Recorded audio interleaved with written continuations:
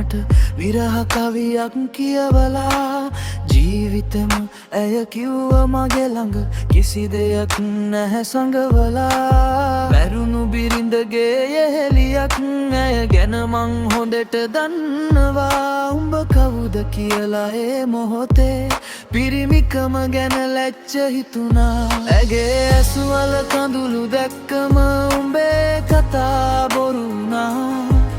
ගෑනියෙක් ගැන කියන විදිහෙන් මිනිහෙක් කවුද තේරුණා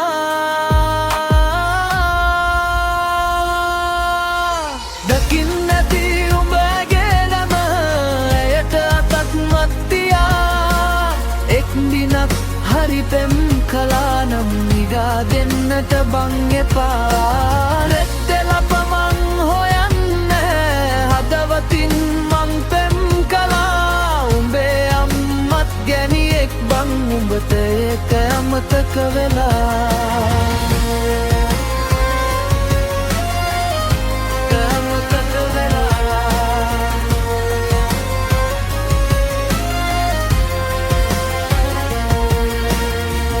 කරලා උඹ ආයේ බලපන් හෙට උදේ මං බඳිනවා අම්ම නැති මගේ පුංචි දෝනියට අම්මා වෙන්න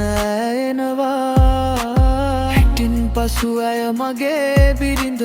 සීතාව වගේ රකින්නවා කතා වෙන්නේ මේ ක්‍රියාවෙන් පිරිමිකම මං පෙන්නවා ගෑනු ආත්මේ බඩුවක් නෙමේ උඹට තවමත් තේරෙන්නේ ආදරේ කියන්නේ ජයග්‍රහණයක් පරාජය කරලා ගන්නෑ